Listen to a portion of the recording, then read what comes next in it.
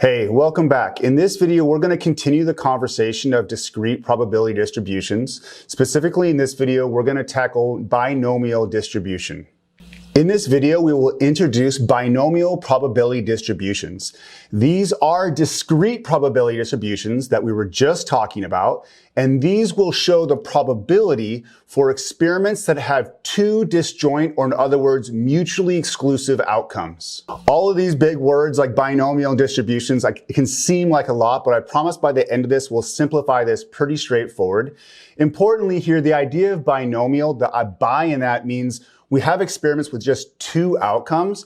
And I want to emphasize that as we move forward with this, we're going to think about those very simply. From our point of view, from our perspective, there'll be either successes or failures. The difference here between our previous conversations of discrete probability distributions is that we won't just have a 50-50 opportunity for each of the two outcomes. We're going to have different probabilities for each of the outcomes. All right, our starting point is to define a binomial experiment. And again, this is the experiment of the type I was just talking about. A binomial experiment first has to have a fixed number of trials in the context through which we're attacking it. Each of the trials are independent. That simply means that one trial does not influence the other trial in any way. You have two disjoint, or in other words, mutually exclusive outcomes. And again, in our case, we're going to call these success and failures. Again, just very basically, all that means is that something cannot be, there's no possible outcome that is both a success and a failure. They're very separate, disjoint outcomes. And finally, the probability of success is the same for all of our trials. All right, for our first example, and to make it very clear what we mean by binomial experiment, we have this example where we know from previous research that 6% of the United States population has an O negative blood type. We have a simple random sample of 4 people from the US. We are being asked to find the probability that A, none of the folks in our sample group are O negative, or B, only one of the folks are O negative. And just to clarify some terminology, in this case, fixed number of trials, in this case, given a sample, we would have 4 trials we would consider for each of the persons that have a possibility of having O negative. The trials are independent. In this case, each of these people, their blood type is not influencing in any way the other person's blood type. We have 2 disjoint outcomes. Our outcomes, our success in this case, would be O negative blood type. Our failure would be not having O negative blood type. The probability of success is the same for all trials, given that this is a simple random from the population of the United States. We know that 6% of the US population has O negative blood type. We have the same probability of success for each of these individuals or each of these trials. And in our conversation of discrete random variables, let's define big X and little x.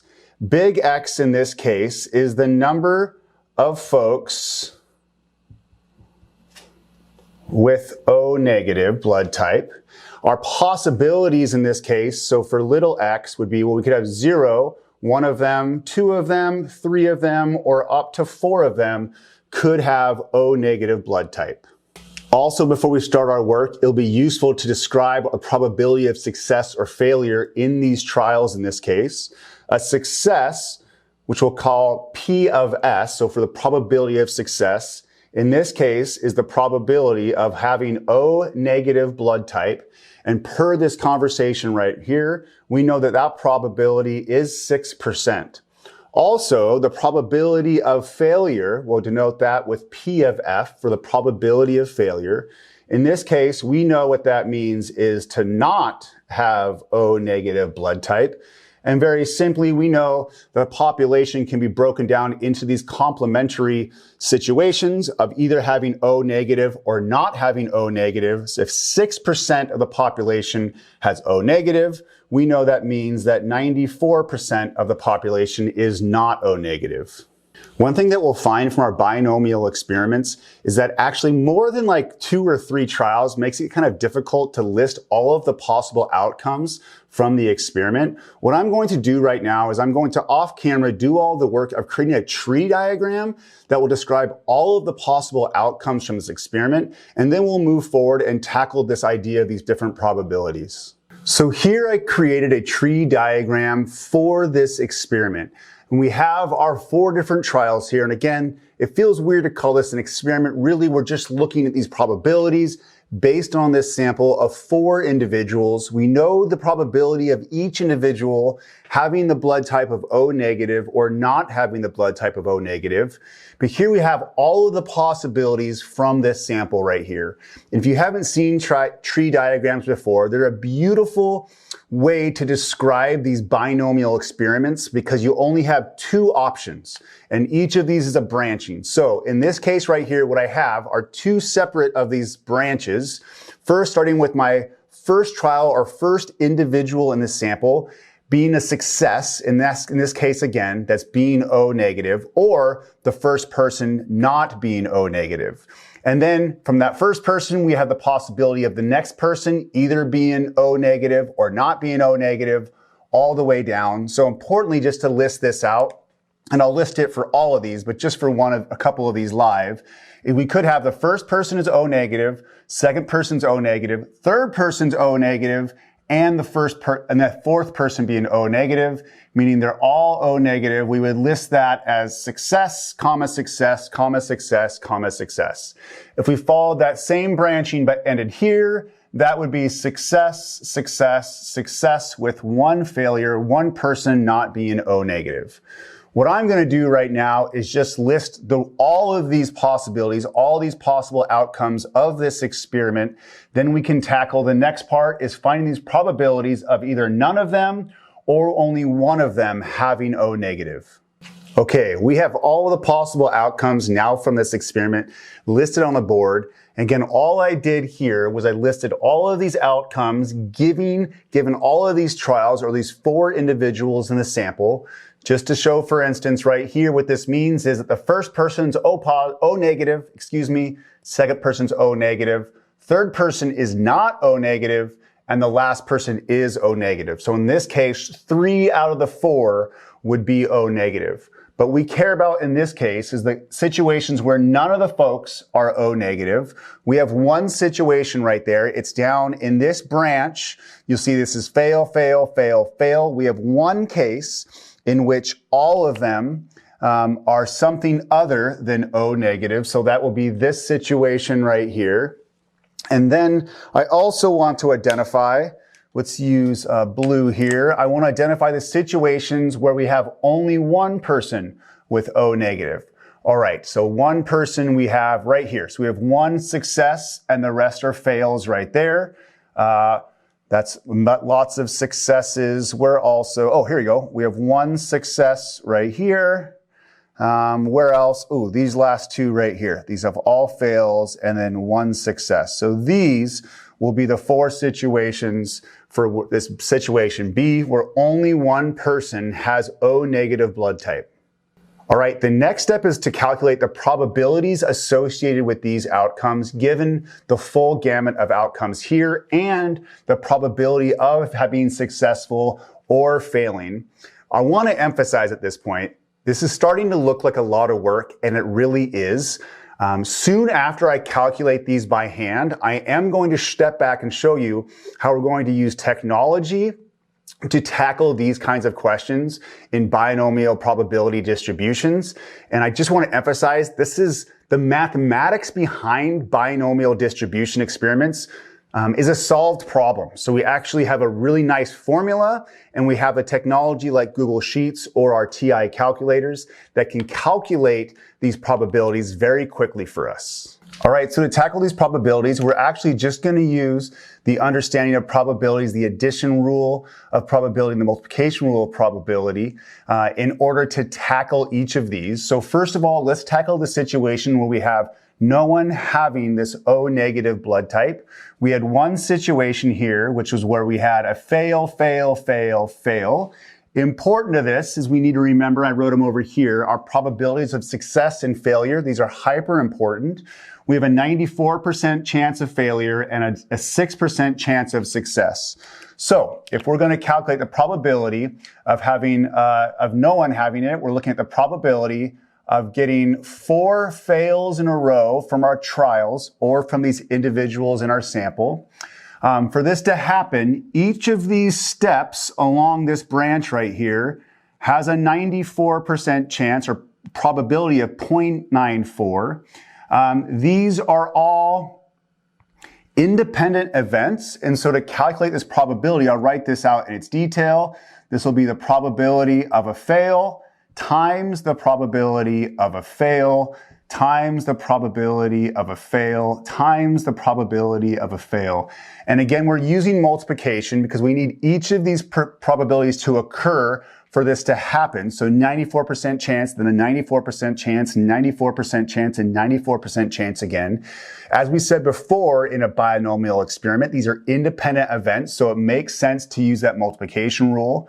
So what we have here is 0.94 times 0.94 times 0.94 times 0.94. Just because it's going to make our lives easier in a second, I'll just remind us of exponents. The really easy way of writing this would be 0.94 to the 4th power. And if we calculate that in our calculator, we would end up with 0.7807. So what are the odds, or what's the probability, of having none of the folks in this sample size of 4 of having O negative blood type? We would say it's about a 78 or 78.07% chance. Okay, now to calculate the probability of having only one person having the O negative blood type, we need to calculate the probability of having this outcome, that outcome, that outcome, or that outcome in this probability experiment. So again, to list this with our notation, we would say the probability of having S, F, F, F, this situation, or we can have FS or FS, F, F, or we can have FFSF, so F, F, S, F, or finally, FFFS. But we also know from the additive property of these disjoint outcomes that if we want to calculate this probability with these OR statements right there, we actually can calculate each of these probabilities separately and add them together. So we will get the probability of success, failure, failure, failure, plus this probability right here, plus this probability, finally, plus the probability of a failure, failure, failure, success. And again, just to emphasize this concept, what we're doing is to find the probability of one of these 4 occurring, or at least one of these 4 occurring. What we're going to do is calculate the probability of each of these mutually exclusive or disjoint outcomes separately, and then add all those probabilities together. Each of these little journeys we're going to attack in exactly this same way. So we're going to multiply, in this case, the probability of success times the probability of a failure times the probability of a failure times the probability of a failure for exactly the same reason of these independent events that we have up here. So importantly, I'll just write this first one out and then I'll consolidate it and then talk about how we know actually all of these are going to have the same probability. So in this case right here, I won't write out this statement, but I know I have the probability of success, which this is only a 6% chance, then the probability of a failure times the probability of a failure. This right here would calculate this probability. But if we think about it, in each of these cases, we're going to have 3 of the multiplications of the failure, which is a 94% chance, and only 1 multiplication of a success. So actually all of these are going to be exactly the same. And to use my space effectively, I'm just going to write each of these probabilities succinctly with this kind of notation right here. And in fact, each of these will be exactly the same. They'll occur in different orders, but we know multiplication is commutative. It doesn't matter which order we do that. So this would be 0.06, and then 4 multiplications of this 94%, or sorry, 3 multiplications of that. Each of these will look exactly the same.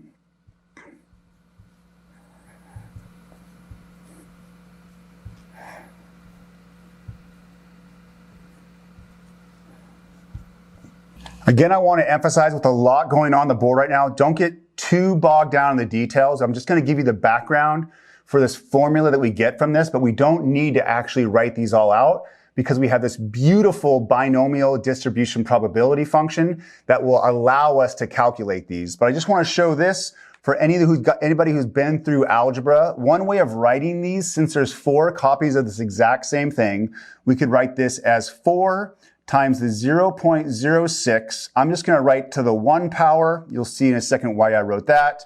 And then times the 0.94 to the 3rd power. And then when I plug this into my calculator, what I get is 0.19934.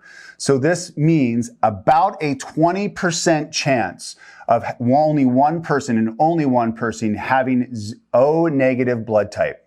All right, as I said, this is a solved problem for a binomial experiment. So here we have our formula, which is our binomial probability distribution function. Again, I want to emphasize, this is the mechanism that can output these without doing all of the work that we've done. It's a beautiful generalization of this process, and I'll talk about how it relates to at least this example here a little bit.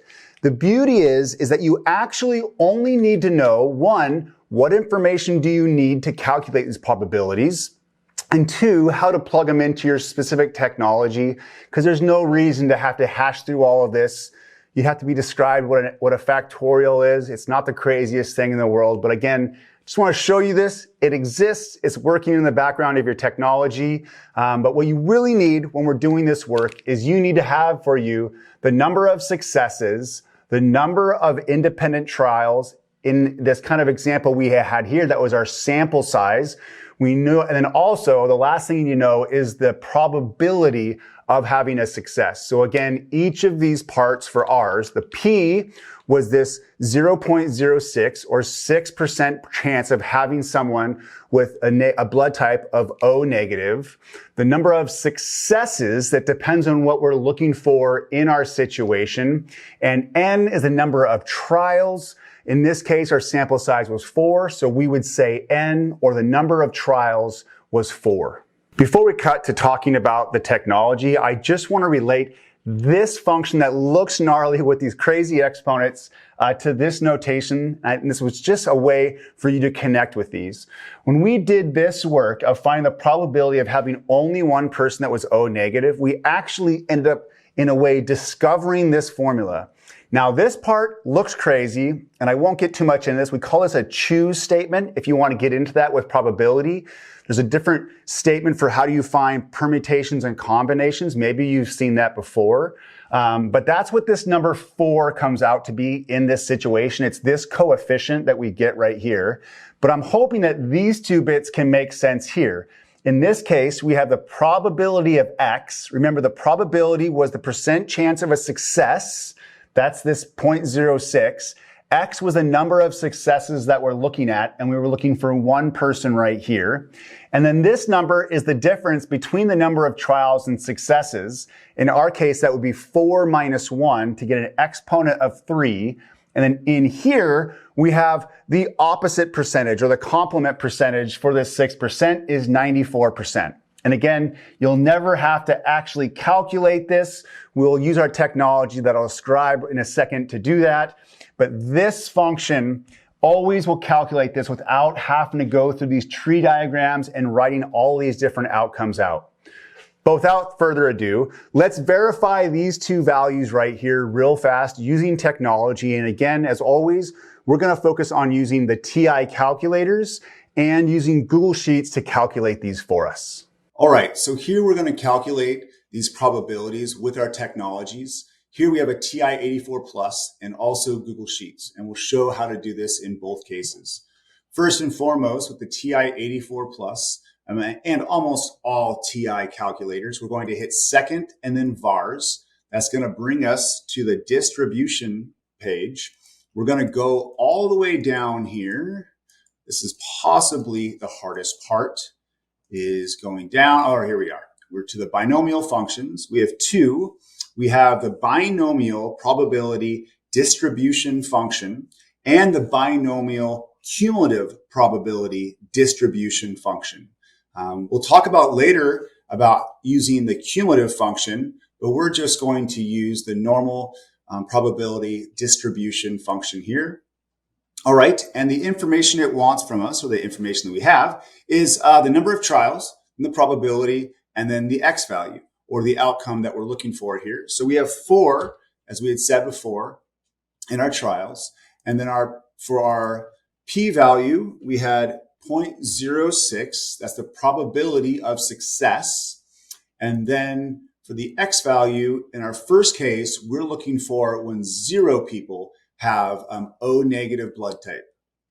So if we enter that in, and then for this calculator, we hit enter, and it plugs that in for us, the whole function for us, and we just hit enter now, and it gives us, there it is, the same value that we had got previously by hand.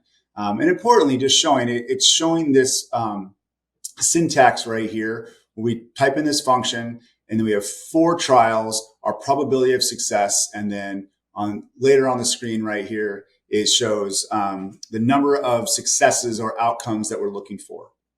And I'll put that on the board here in a second too. But all right, so let's calculate the other one. So that was the case in which we're looking for 1 person that had O negative blood type. So let's go back through this. And again, we've got to slug through the menu. But hopefully, usually, it will save our previous information. Here's a binomial probability distribution function. Our trials are the same. Our p-value is the same. And now we're just going to check 1. We have 1 person with O negative blood type. And paste. And there we are. The same values that we had gotten previously. All right, let's now use Google Sheets to calculate these same probabilities. We're always going to type in an equal first, and then binom for binomial. We're looking for binomial dist. This right here, this is the distribution function. And we need the same information, just in a little bit different order. Here, what we're going to do is first type the outcome that we're looking for. And so in the first case, we're looking for the outcome of 0 out of 4 trials. So then we have our outcome first, or the number of successes that we're looking for, followed by the number of trials. Then we're going to input the probability of success. Okay, the only strange thing about this function is it actually needs something else. We're going to type in a comma 0. This is important. This tells it not to calculate the cumulative probability. And we'll talk about that and use that in a later example. But we need to type in a 0 at the end. Just remember that for now. It's all that's really important. If we hit enter, there we go. We're getting the same answer that we had gotten before. And now we'll calculate the other situation here really fast. We got binom, use the distribution function here. And in this case, we're looking for 1 success out of 4 trials with the same probability. And again, we'll just type in 0 at the end, and that's just telling it not to do cumulative. Hit enter, and we have the same values that we got on the TI-84 Plus and the same values that we got by hand previously. All right, very quickly to overview what we just talked about, we have this binomial probability distribution function that is defined as such. Though we don't have to use this formula with our technology, we do need to know the number of successes that we're investigating given n independent trials and our probability of success. On our TI calculators, what we're going to do is use that binom PDF function, input first the number of trials, then the probability of success, and then the number of successes that we're investigating. In Google Sheets, it's very similar, except we're going to use this binom dist. function right here, and the order is a bit different. We're going to first do the number of successes, then the number of trials, and then the probability of success. Important I want to point out right here is this small little thing that can be very useful on some more complicated problems. For binomial distribution, we have to input a 0 right here. This means that we're not going to be doing cumulative probability. The 0 means false in the Google Sheets, but you don't need to know too much about that. But importantly, if we want cumulative probability, what we need to do is put a 1 in that position right there. That will make way more sense with the example I'm going to do in 1 second. And I'll just say we can do the same thing in the TI calculators, but instead of that binom PDF, as you saw in the example, what we would do is the binom CDF for the cumulative probability. And again, we'll show an example where we'll be using this, but if you're generally just doing the binomial probability distribution function, make sure there's a 0. You need 4 of these inputs for this and only 3 inputs here. And again, we'll tackle this little awkward part in a second. All right, let's do a quick example that's near and dear to my heart. I am one of these crazy folks that's a huge fan of soccer or football if you're not from the United States. In this example right here, according to a sports innovation lab, I just checked this out recently, through surveys they found that 27% of the US sports fans population are fans of soccer. So we're kind of playing fast and loose with some of the details here of a simple random sample. But if you're in a sports bar with 15 other people, and assuming this is a simple random sample that would be representative given this percentage right here, the first question is what's the probability out of those 15 folks who are our sample that exactly 2 of them are fans of soccer? So we're assuming everybody at a sports bar is a sports fan. So this percentage works right here. Our percent of success in this case, so P of S is 0.27. The number of independent trials we have is 15 for the 15 other folks in this sports bar. And in this case right here, the number of successes we're looking at is equal to 2. So let's use the Google Sheets calculation right here. What I would do in Google Sheets is type in equals the binomial distribution function, and I would type in the number of successes is exactly 2. The number of trials is the 15 folks in the sample at this sports bar. The probability for each of those independent events is 0.27, and we're not looking for cumulative probability almost always, so we'll put a 0 right there. And when I put that into Google Sheets, what I got was 0.1279, which means about 13% chance that exactly 2 of the people in that sports bar would be soccer fans.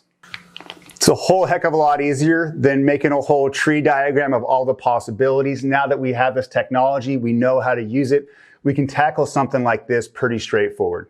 But that's only if exactly 2 folks.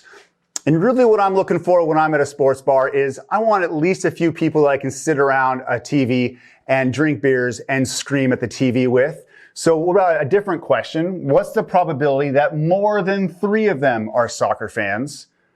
And I chose more than 3 because inevitably a few of those are going to be Liverpool fans, and we don't want to hang out with them. We're looking for like a Manchester United fan, somebody like that with some integrity.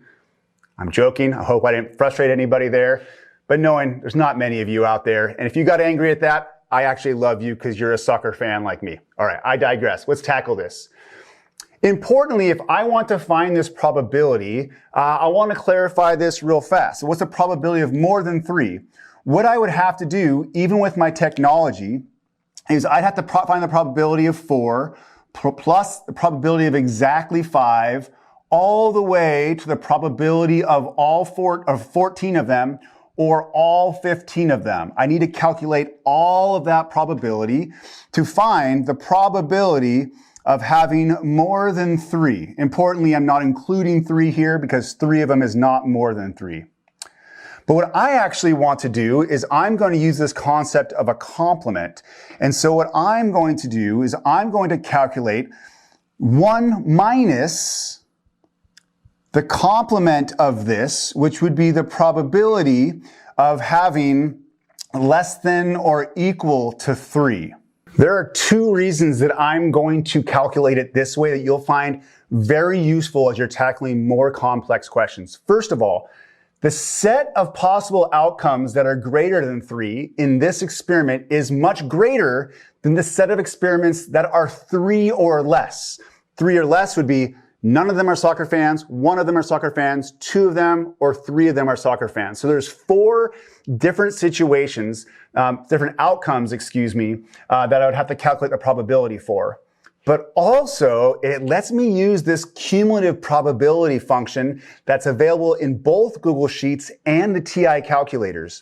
What this will do, like the cumulative relative frequency tables that we've seen before, this will output the probability of whatever number of successes I say and all of those less than that number of successes. So to actually calculate this in Google Sheets, all I need to type in is 1 minus, we have this binomial distribution. The number of successes I'm looking at are 3. The number of trials is the 15 people, so it's exactly the same setup right here. And then we have a 27% chance of success in each of these. And finally, I am now going to put a 1 right here, because what this is going to calculate for me is not just the probability of getting 3 successes. This is going to add together the probability of 3 successes, 2 successes, and 1 success, and 0. In other words, it's going to calculate this probability right here.